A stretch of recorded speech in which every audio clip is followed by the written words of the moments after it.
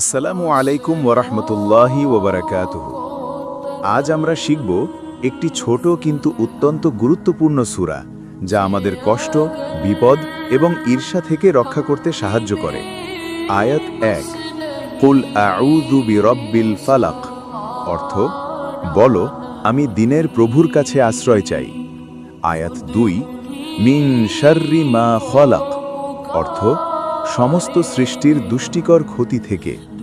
আয়াত ৩, ওয়ামিন শাররি গাসিকিন ইযা ওয়াকাব, অর্থ, অন্ধকারে যখন সেটি বিস্তৃত হয় তখন তার ক্ষতি থেকে।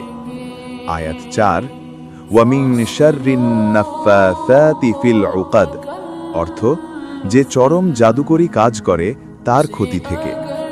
আয়াত ৫, ওয়ামিন শাররি হাসিদিন ইযা হাসাদ, অর্থ, হিংসুক যখন হিংসা করে তখন তার ক্ষতি থেকে। এই সূরা প্রতিদিন সকালে ও রাতে পড়লে আল্লাহর রহমতে বিপদ ও কষ্ট থেকে রক্ষা পাওয়া যায়। যদি ভিডিওটি আপনার ভালো লেগে থাকে তাহলে লাইক দিন, সাবস্ক্রাইব করুন এবং শেয়ার করুন, যাতে আরও মানুষ এটি শুনতে পারে। আল্লাহ আপনাদের রক্ষা করুন। আসসালামু আলাইকুম ওয়া রাহমাতুল্লাহি ওয়া বারাকাতুহু।